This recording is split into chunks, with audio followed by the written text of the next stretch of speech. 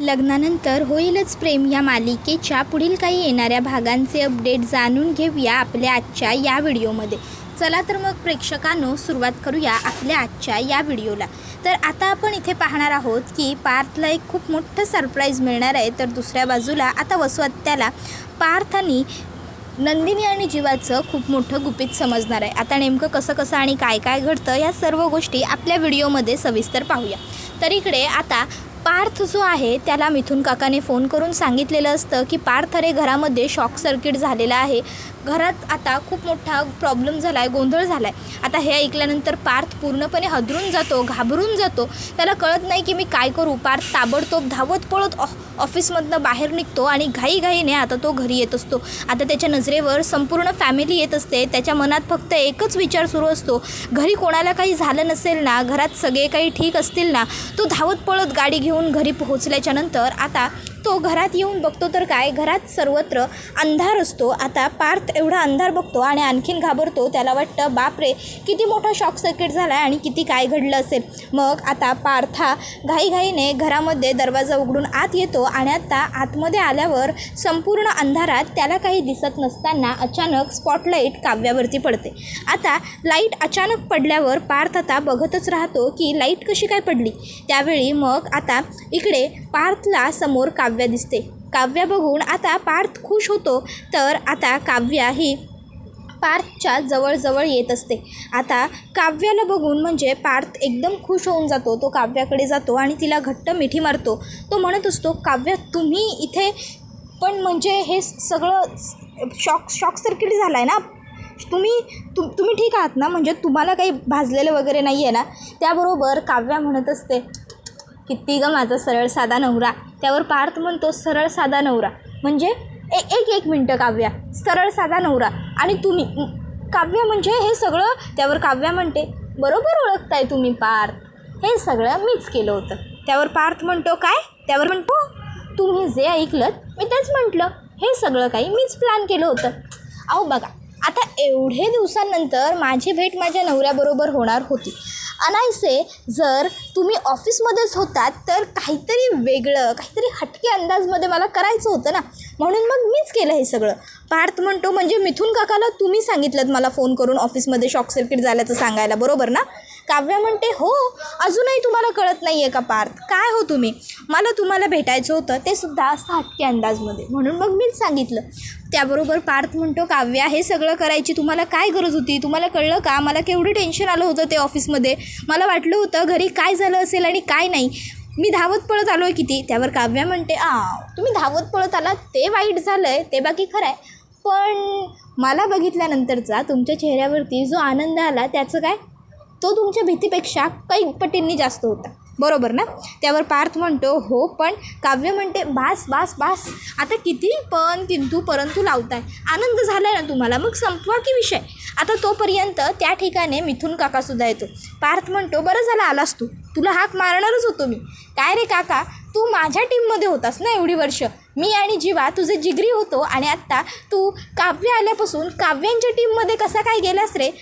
बरोबर, आता तू त्यांच्या बाजूने असतोस, तू त्यांची साथ देत असतोस प्रत्येक गोष्टीमध्ये, तुला काय गरज होती. उलट तू काव्याला समजून सांगायला हवं होतंस ना काका. तुझ्या भाषेत सांगायचं झालं ना काका, तर आय डोंट लाईक दिस, समजलं का. त्याबरोबर मिथुन काका म्हणतो, अरे बट आय लाईक दिस ना, की बायकोने नवऱ्याला एवढं छान सरप्राईज दिलं. पार्थ म्हणतो, काका तू ना ठीक आहे थांब, आता ना मी मंजू आत्याबरोबर मिळून तुझ्यासाठी सरप्राईज प्लॅन करतो आणि तुलासुद्धा असा दणका देतो की नाही ते बघ. मंजू आत्याला कॉलच करतो आणि तुझं नाव सांगतो. त्याबरोबर मिथुन काका म्हणतो, नको रे बाबा. त्याबरोबर पार्थ म्हणतो, बघ मंजू आत्याचं नाव घेतल्याबरोबर कसा लगेच घाबरला आणि उगाच मला दणके देतो. आता पार्थच्या फोनवरती सतत फोन येत असतात. आता सतत फोन येत असल्यामुळे पार्थ फोन कट करत असतो. काव्य विचारते, कोणाचे एवढे फोन येत आहेत. पार्थ म्हणतो, नाही, कामातून येत आहेत, एवढं काही महत्त्वाचं नाही आहे. आता ही फोन करणारी व्यक्ती दुसरी तिसरी कोणीही नसून दिव्या असते. आता काव्य समोर असते आणि काव्य आल्याचा पार्थला आनंदही तितकाच झालेला असतो की पार्थ आता दिव्याचे फोन उचलत नसतो.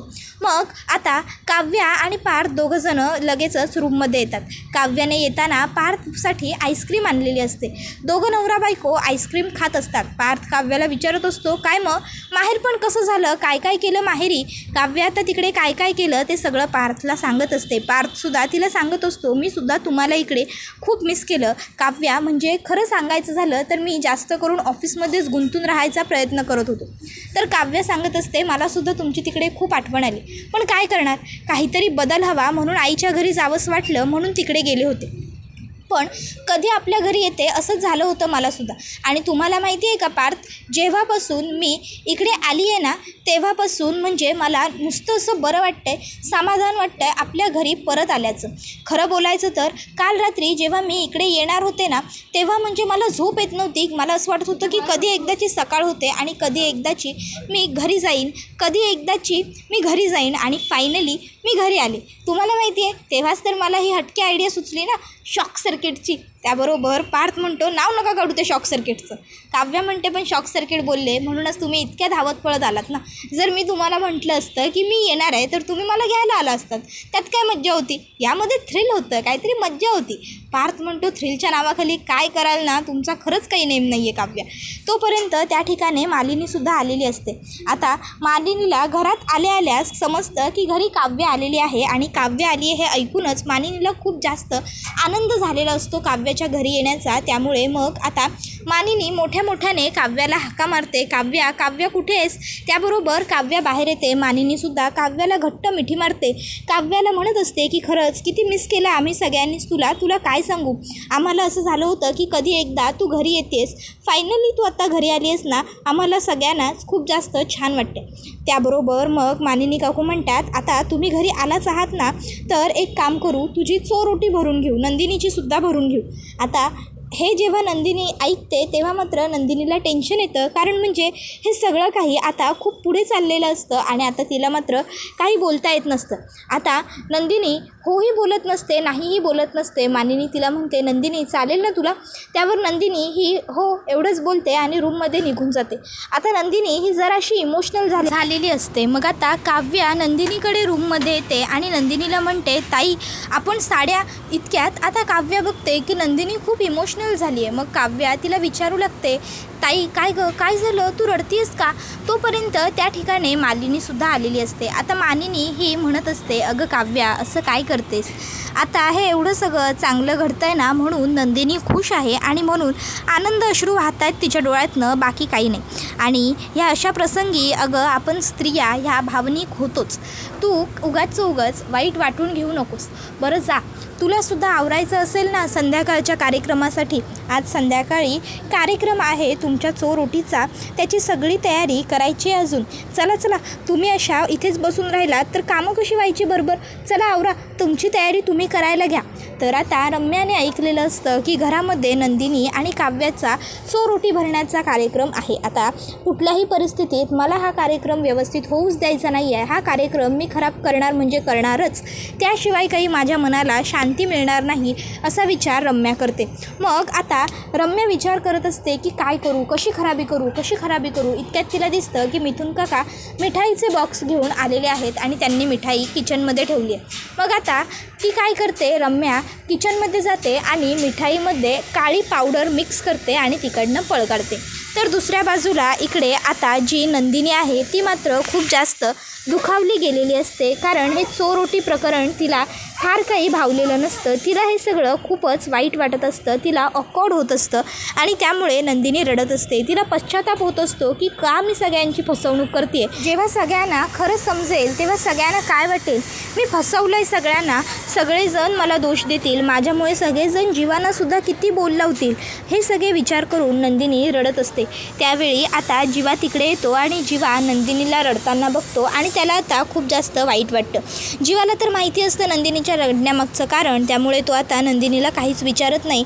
तो अलगस नंदिनीला जवळ करतो आणि शांत करू लागतो. तो म्हणत असतो, शांत हो नंदिनी, हे बघ मला माहिती आहे तुला खूप जास्त मनस्ताप होतो आहे आणि म्हणूनच तू रडती असते, पण हे बघ नंदिनी, रडून आता काहीही उपयोग नाही आहे. रडल्याने काहीच बदलणार नाही आहे. जर तुला हे सगळं नको वाटत असेल, या सगळ्याने तुला त्रास होत असेल ना, तर हे सगळं करण्याची आपल्याला काहीही गरज नाही आहे. आपण एक काम करूया, आपण आत्ताच्या आत्ता सगळ्यांकडे खाली जाऊया आणि सगळ्यांना स्पष्टपणे सांगून टाकूया की आम्हाला हे सगळं नाही करायचं आहे, हे सगळं नाटक आहे. आपण जे घडलं आहे ते सगळं सगळ्यांना सांगून टाकू आणि विषय संपवू. हे बघ नंदिनी, मला तुझ्यापेक्षा महत्त्वाचं या जगात दुसरं काही नाही आणि तुझ्या डोळ्यात अश्रू मी नाही बघू शकत. मला मान्य आहे की काव्याला थोडाफार त्रास होईल, पण आपण सगळे आहोत ना काव्याच्या बरोबर. आपण तिला सांभाळू, समजवू. पण प्लीज आपण हा निर्णय घेऊया की जाऊन सगळ्यांना खरं सांगायचं. तुला झालेला हा त्रास मी नाही बघू शकत. त्याबरोबर नंदिनी म्हणत असते, नाही जीवा, आपण सध्या तरी असं काही करू शकत नाही. तुम्हाला नाही माहिती काव्य माझ्या बाबतीत किती जास्त इमोशनल आहे ते. तिला जेव्हा हे असं काहीतरी कळेल ना, तेव्हा तिला काहीतरी त्रास होईल. आणि आधीच एकतर डॉक्टरांनी तिच्या प्रेग्नन्सीचे कॉम्प्लिकेशन्स मलाच सांगितले आहेत. सगळं काही माहीत असूनसुद्धा जर मी खाली जाऊन सगळं सांगून टाकलं तर मी हे सगळं जाणून बुजून केल्यासारखं होईल, विषयाची परीक्षा घेतल्यासारखी होईल आणि मला माझ्या बहिणीच्या बाबतीत काहीही चूक करायची नाही आहे. महत्त्वाचं म्हणजे मला विषयाची परीक्षाच करायची नाही आहे, म्हणून मी काहीही सांगणार नाही आहे. आपण हे जसं सुरू आहे तसंच काही आणखीन दिवस सुरू ठेवूया. नंतर पुढे काय करायचं ते बघता येईल, पण सध्या नको. सध्या आपण शांत राहणं गरजेचं आहे. प्लीज जीवा, ऐका माझं. त्याबरोबर मग मात्र आता नंदिनी म्हणते, मी रडते म्हणून तुम्हाला वाईट वाटतं आहे ना, ठीक आहे, मी रडत नाही, मग तर झालं ना. आणि मग नंदिनी डोळे पुसायचा प्रयत्न करते. तर दुसऱ्या बाजूला इकडे आता खाली सगळी काही तयारी झालेली असते. सगळे लोक असतात, जे काही येणार असतात थोडेफार नंदिनीच्या माहेरचे वगैरे, ते सगळे आलेले असतात. आणि आता मालिनी काकू म्हणतात की वा, सगळी तयारी कशी अगदी उत्तम झालेली आहे, पण आता अजून नंदिनी आलेली नाही आहे. मी नंदिनीला बोलवून आणते. त्याबरोबर वसुहत्या म्हणते, तू राहू दे मानिनी, मी एक काम करते, मीच जाते आणि नंदिनीला बोलवते. तसंही रम्यासुद्धा वरती रूममध्येच आहे. रम्यालाही हाक मारते आणि येता येता नंदिनीलाही घेऊन येते. मग आता वसुहत्या नंदिनीच्या रूमबाहेर येते आणि आता ती दार ठोठावणारच असते, इतक्यात तिला आतमधून रडण्याचा आणि बोलण्याचा आवाज येतो. वसुहत्या शांतपणे दरवाजाला कान लावते. जीवा नंदिनीला म्हणत असतो, हे बघ नंदिनी, आपल्या बाबतीत जे काही घडलं ते सगळं खरंच खूप वाईट आहे, भयानक आहे, पण म्हणून सतत हे असं रडत बसून स्वतःच्या नशिबाला दोष देऊन काहीही होणार नाही आहे. मी तुला कितींदा सांगतो, पॉझिटिव्ह विचार कर, सगळं चांगलं होईल असा विचार कर. आपण हे जे काही करतो आहे ते सगळं काव्यासाठी करतो आहे की नाही? मग प्लीज बी पॉझिटिव्ह. हे बघ, जर आपण चांगला विचार केला ना तर सगळं पुढचं चांगलं होईल, पण जर आपणच चांगला विचार केला नाही तर अर्थात चांगलं काहीच घडणार नाही आहे. प्लीज शांत हो, स्वतःला शांत कर. जीवा नंदिनीला समजावत असतो खरा, पण त्याच्या डोळ्यातनं घळाघळा अश्रू वाहू लागलेले असतात. जीवालासुद्धा ह्या सर्व गोष्टींमुळे खूप जास्त त्रास होत असतो आणि सगळ्यात जास्त त्रास तर त्याला नंदिनीला त्रासात बघून होत असतो. तर इकडे वसुहत्याने जीवा आणि नंदिनीचं हे सगळं बोलणं ऐकलेलं असतं. मग आता हे सगळं बोलणं ऐकल्याच्यानंतर इकडे वसुहत्या हिला प्रश्न पडतो की नक्की यांचं झालं आहे तरी काय, हे एवढे दुःखात का आहेत?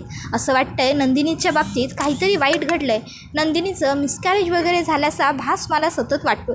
जाऊ दे, सध्या तरी खात्री नसल्यामुळे काहीही बोलणं चुकीचं आहे. उगाच बोलायला जायचं एक, असायचं दुसरं आणि घडायचं तिसरं आणि सगळं पुन्हा गळ्यात पडायचं माझ्याच. त्यापेक्षा सध्या शांत राहते, काय घडतंय नेमकं ते बघते.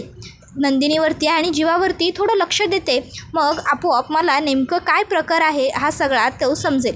एकदा का हा प्रकार मला समजला की नंतर मग याचा वापर कसा करायचा ते मला बरोबर माहिती आहेच. जाऊ दे. मग वसुहत्या ही नंदिनी जीवाला हाक मारते, नंदिनी जीवा तुम्हाला खाली बोलावलं आहे, आणि मग ती तिकडनं निघून जाते. त्यानंतर मग आता घरातले सगळेजण त्या ठिकाणी आलेले असतात. मग आता पहिलेच काव्याची ओटी भरली जाते. नंदिनीची आता ओटी भरायला घेतात. काव्याला हळदी कुंकू लावलं जातं, तिच्या ओटीत तांदूळ दिले जातात, 5 फळं दिली जातात, तिचं औक्षण केलं जातं, तिला साडी दिली जाते.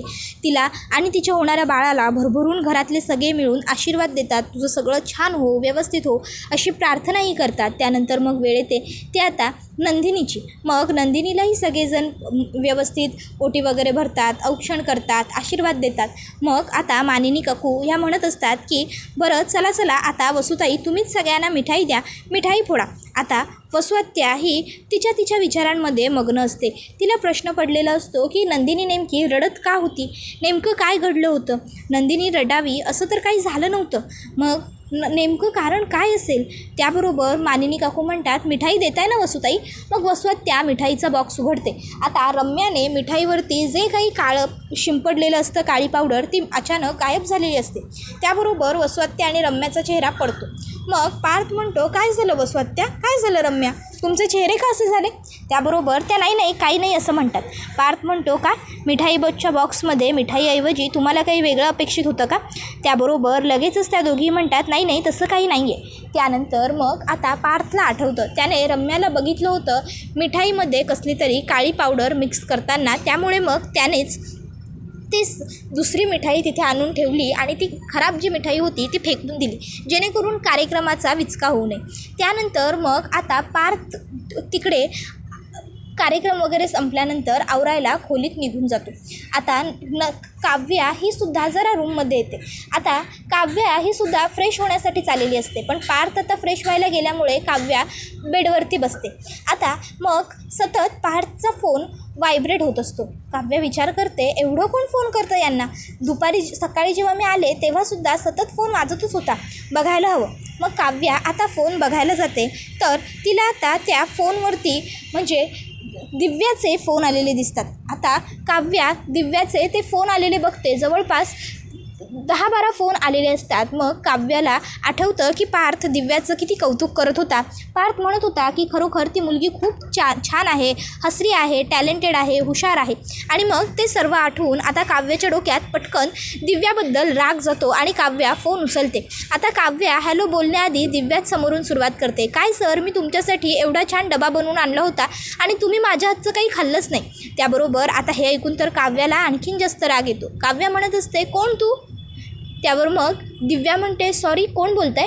त्यावर काव्या म्हणते, मी मिसेस पार्थ देशमुख बोलते. तू कोण, पार्थची बहीण आहेस की त्यांची आई आहेस की बायको, त्यांच्यासाठी डबा बनवून आणणारी.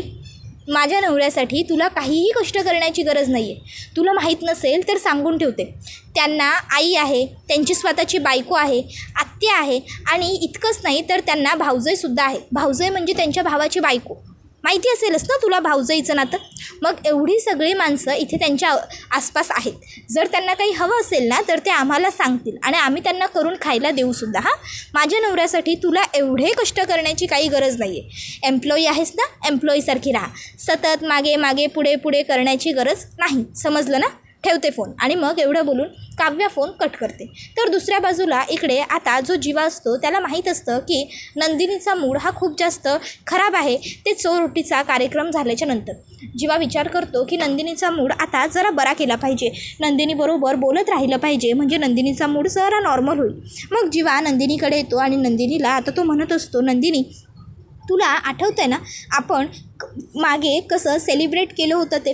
अगं आपली पहिली डेट. त्याबरोबर नंदिनी म्हणते, पहिली डेट. त्यावर जीवा म्हणतो, अगं तुझ्या माहेरी आठवत नाही का चकाचकबाई, रात्री तू किती ड्रिंक केलं होतंस आणि मग काय तू बडबडत होतीस. तुला मी सांगितलं नव्हतं ना तेव्हा काय झालं होतं, तुला ऐकायचं होतं ना. ऐक, तू ना तेव्हा खूप जास्त दारू प्यायली होतीस. आपण लग्नावरून आलो चित्राच्या आणि त्यानंतर मग तुला ना पाणी प्यायचं होतं, तुला तहान लागली होती. आता मी तुला म्हटलं होतं की मी घेऊन येतो पाणी म्हणून, पण तू तिथेच रिक्षामध्ये असलेली बाटली प्यायलीस. आता ती रिक्षामध्ये जी बाटली होती ना ती गुड्डूने ठेवली होती त्याच्यासाठी भरून, आणि तू तीच बाटली प्यायलीस. आणि त्यानंतर मग जी काही तुझ्यामध्ये वाघीण संचारली होती, तू तुझं प्रेम कबूल केलंस वगैरे. बापरे, न जाणू तू काय केलंस. आणि तुला माहिती आहे का, मी तुझ्या बाबांना कय्यूम खान म्हणायचो ना, ते तू सुद्धा म्हणालीस. त्याबरोबर हे सगळं ऐकून नंदिनीच्या चेहऱ्यावरती हसू येतं.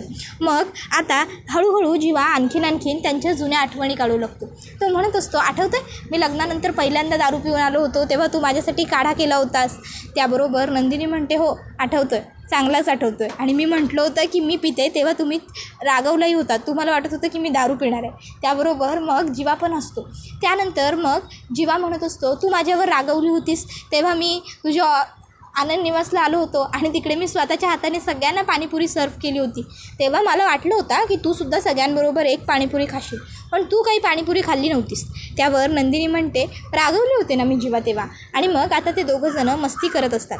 तर दुसऱ्या बाजूला इकडे पार्थचा मूडसुद्धा खूप फ्रेश असतो, खुश असतो, कारण काव्या घरी परत आलेली असते. खूप दिवस त्याला काव्याची आठवण येत असते आणि फायनली आता काव्या घरी आलेली असते. त्यामुळे त्याला वाटतं की चला आता कसं सगळं घरातलं वातावरण नॉर्मल आहे, आता मस्त आनंदी आनंद, चारी बाजूला सुख, समाधान, शांती. त्याबरोबर आता हा व्हिडिओ इथेच संपतो. व्हिडिओ आवडला असेल तर व्हिडिओला लाईक करा, चॅनलवर नवीन असाल तर चॅनलला सबस्क्राईब करा आणि बेल आयकॉन आठवणीने प्रेस करा, जेणेकरून तुम्हाला पुढच्या प्रत्येक व्हिडिओचं नोटिफिकेशन मिळत जाईल आणि सर्व व्हिडिओंचा आनंद हा अगदी उत्तम पद्धतीने घेता येईल. चला तर मग प्रेक्षकांनो, आजच्या पुरतं इथेच थांबूया. पुढचा व्हिडिओ येईपर्यंत टाटा, बाय बाय, धन्यवाद. Take care all of you.